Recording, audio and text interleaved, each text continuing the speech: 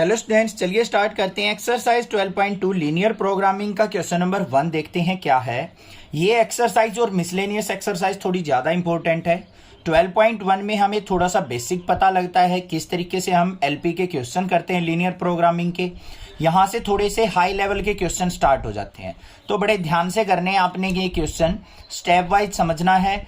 सबसे easy way में मैं समझाने की ट्राई करूंगा, और अगर समझ में आए और लगे कि आपको अदर चैनल से या फिर अदर टीचर से अच्छे से समझ में आए तो चैनल को सब्सक्राइब जरूर करके जाना है, ठीक है। एक टेबल के थ्रू बताऊंगा मैं अच्छे से इक्वेशन बनाना। देखो ध्यान से, क्वेश्चन क्या है।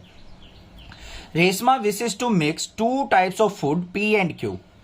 रेशमा ने क्या सोचा कि मुझे 2 टाइप के फूड मिक्स करने हैं, पी टाइप का और क्यू टाइप का, इन सच ए वे that the vitamin contents of the mixture contain at least 8 unit of vitamin A and 11 unit of vitamin B। ध्यान से वर्ड समझना, ये at least का मतलब क्या होता है, कम से कम वैल्यू, मतलब उससे ज्यादा हो सकती है, कम से कम तो इतनी होनी चाहिए। विटामिन ए कितना होना चाहिए, एटलीस्ट 8 यूनिट, और 11 यूनिट क्या होना चाहिए, विटामिन बी होना चाहिए। आगे क्या कहा है, फूड पी कॉस्ट ₹60 पर kilogram and food Q cost 80 पर किलोग्राम।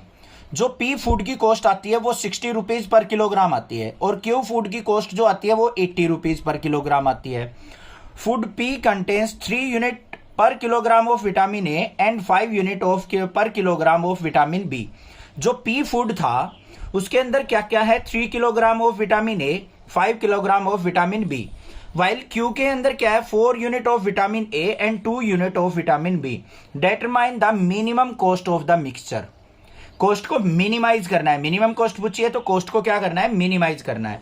अब यहां पे सबसे पहले देखो हम क्या मानेंगे, लेट। ध्यान से देखना, थोड़ा सा स्मॉल लिखूंगा मैं क्योंकि बड़ा क्वेश्चन है। तो यहां पे क्या लिखेंगे हम, let x kilogram of food, let x kilogram of food P और y kilogram of food Q are mixed. ये जो है मिक्स किए गए हैं। अब इसकी टेबल बनाएंगे, देखो ध्यान से। सबसे पहले देखो हमारे पास फूड है, कौन कौन से फूड बनाने हैं बच्चों, हमें पी और क्यू फूड बनाने हैं, ये लिख लिया हमने। उसके बाद क्वांटिटी देखेंगे, quantity x kilogram of P और y किलोग्राम ऑफ क्यू, तो ये x हो गया, ये y हो गया। उसके बाद विटामिन ए पे आ जाओ, विटामिन ए। विटामिन ए में क्या दे रखा है, यहां पे ध्यान से देखेंगे हम, कहां पे है हमारा, यहां पे 3 किलोग्राम ए का और 5 किलोग्राम विटामिन बी का, तो यहां पे क्या आएगा, x की 3 किलोग्राम। और इस वाले में विटामिन ए कितना है, 4 किलोग्राम, लिख लिया भाई। फिर विटामिन बी पे आ जाओ, विटामिन बी इसमें कितना ऐड हुआ था, 5 किलोग्राम, इसमें कितना ऐड हुआ है, 2 किलोग्राम। और कॉस्ट जो आई है हमारी वो कितनी आई है, फूड पी की कॉस्ट कितनी गई है, उसने एटलीस्ट नहीं यहां पे थी, पी की कॉस्ट आई है 60 पर किलोग्राम और क्यू की कॉस्ट आई है 80 पर किलोग्राम, तो ये आ जाएगी 60 और ये आ जाएगी हमारी 80 पर किलोग्राम और पर किलोग्राम। ऐसे तो टेबल बना लोगे, कोई दिक्कत नहीं होनी चाहिए, ठीक है। अब यहां पे देखो हमें क्या कहा था, एटलीस्ट 8 यूनिट ऑफ विटामिन ए चाहिए और 11 यूनिट ऑफ विटामिन बी चाहिए, उसने एटलीस्ट कहा है यहां पे। तो यहां पे लिख लेंगे list quantity, list quantity. A vitamin की क्या कही है उसने, 8 यूनिट, और बी विटामिन की क्या कही है उसने, 11 यूनिट। बन गई टेबल हमारी। अब इससे इक्वेशन देख लो किस तरीके से बनानी है हमारी। यहां पे देखो सबसे पहले quantity of vitamin A in x kilogram of P and y kilogram of Q, यही तो है ना, x kilogram of P, y kilogram of Q। तो क्या हो जाएगी, यहां पे देखो विटामिन ए 3 किलोग्राम, तो यहां पे क्या लिखेंगे, 3x, 3 की मल्टीप्लाई x के साथ, 4 की मल्टीप्लाई y के साथ, प्लस में 4y। और ये कितनी गई है उसने, एटलीस्ट कितनी होनी चाहिए बच्चों, ए विटामिन की एटलीस्ट 8 यूनिट, तो मतलब ग्रेटर देन इक्वल टू 8 ले लेंगे। अब विटामिन बी पे आ जाओ, तो क्या हो जाएगी यहाँ पे 5x प्लस में 2y, ये किससे आ जाएगी, greater than equal to 11 unit. ठीक है भाई। विटामिन ए की एटलिस्ट क्वांटिटी 8 बोली थी, विटामिन बी की एटलिस्ट क्वांटिटी 11 बोली थी। आ गई भाई। 5 किलोग्राम थी पी के अंदर, 2 किलोग्राम थी क्यू के अंदर, तो 5 + 2 ग्रेटर देन इक्वल टू 11 होना चाहिए। इसमें विटामिन ए की क्वांटिटी 3 किलोग्राम थी पी के अंदर, 4 किलोग्राम थी क्यू के अंदर, तो ये क्या होगी 3x + 4y greater than equal to 8 बन गई हमारे पास। ये जो बनी है ये हमारे पास क्या आ गए, कंस्टेंट आ गए, और साथ में x, y क्या होगा ग्रेटर देन इक्वल टू 0, ये तो फिक्स है।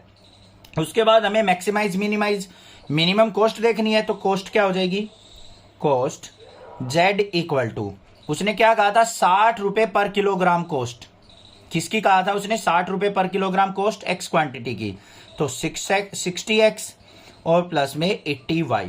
इसको हमें क्या करना है, मिनिमाइज करना है। क्या करना है, इसको मिनिमाइज करना है। यहां तक क्लियर हो गया होगा, कोई दिक्कत नहीं होनी चाहिए। अब हमें क्या करना है, यहां पे दो इक्वेशन दे रखी है, इनको इक्वालिटी में लेते हैं। 3x + 4y इक्वल टू 8 और 5x + 2y इक्वल टू 11। अब इनकी हमें क्या चाहिएगी, टेबल चाहिएगी, क्योंकि तभी हम ग्राफ प्लॉट कर सकते हैं इनका x और y। ठीक है, x की वैल्यू यहां पे मैं अगर 0 पुट करता हूं तो y की वैल्यू 2 आ रही है या नहीं आ रही है, x को 0 पुट कर दो, 4 × 2 = 8 आ गया।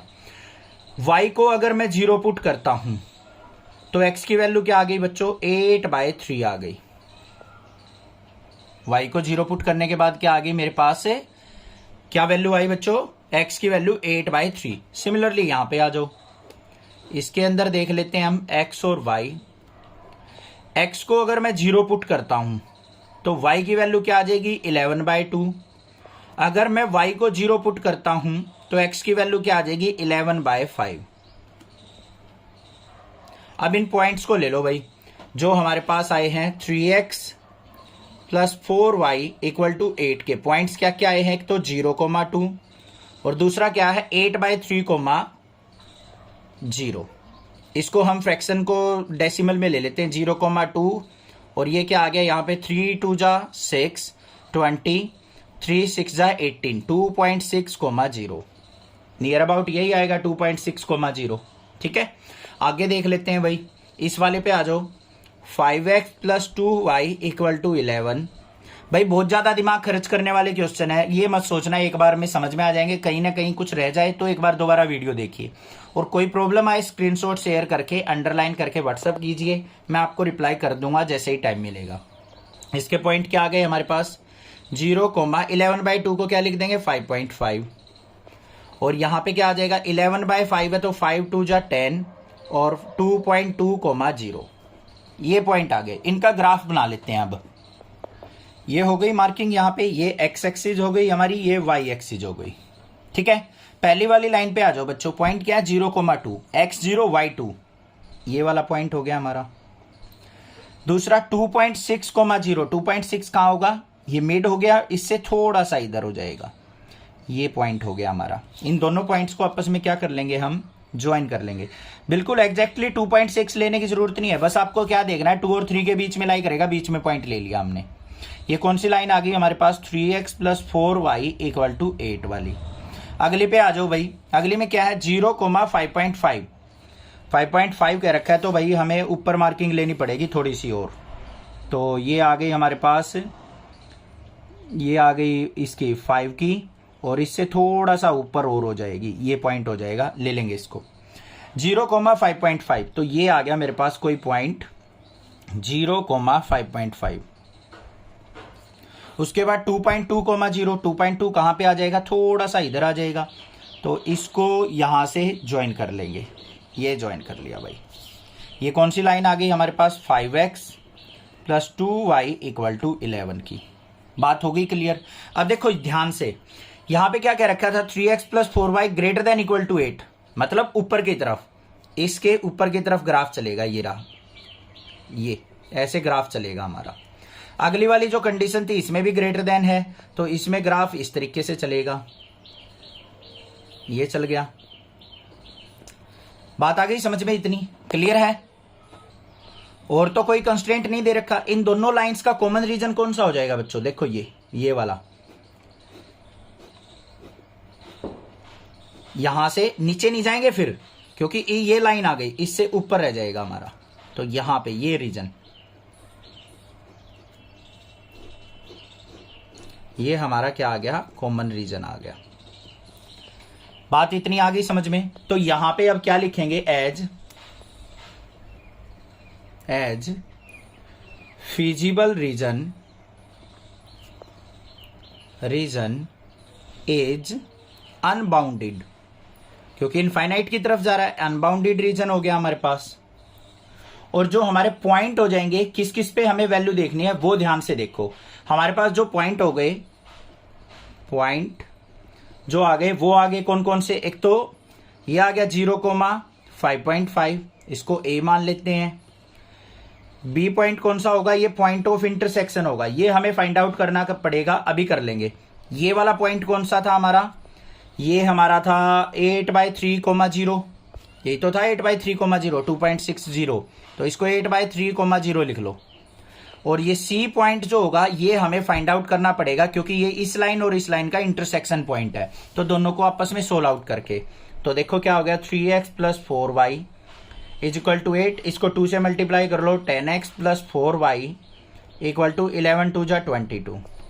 ये माइनस हो गया, माइनस माइनस कट गया, 10x में से x ये गया तो माइनस का 7x = 22 में से 8 गया तो हमारा कितना आ गया यहाँ पे 14, माइनस का माइनस से माइनस कट गया, 7 × 2 = 14, x = क्या आ गया, 2 आ गया।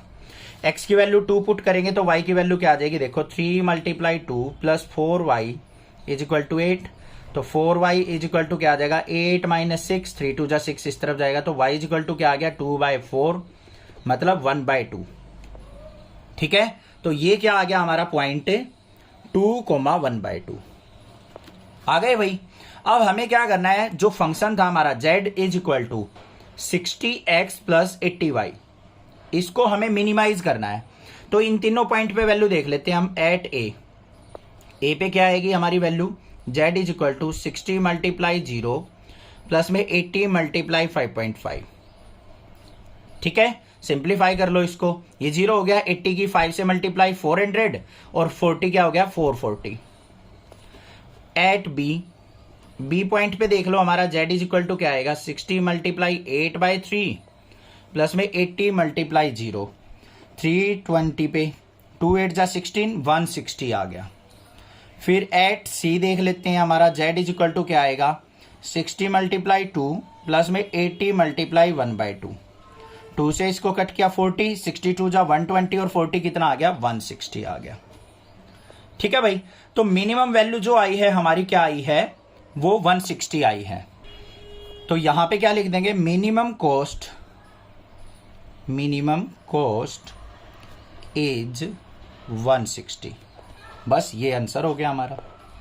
समझ में आ गया किस तरीके से करना था भाई, थोड़ा सा दिमाग लगाना पड़ेगा, थोड़े से डिफिकल्ट क्वेश्चन है, बस थोड़ी सी मेहनत करनी पड़ेगी कंडीशंस पे। अभी तो ये तो स्टेटमेंट बहुत छोटी सी है, आगे क्वेश्चन देखोगे ना बहुत बड़ी बड़ी स्टेटमेंट दे रखी है एनसीईआरटी वालों ने। बच्चे तो मोस्टली तो कंफ्यूज वहीं पे हो जाते हैं, ये यार ये स्टेटमेंट कैसी है।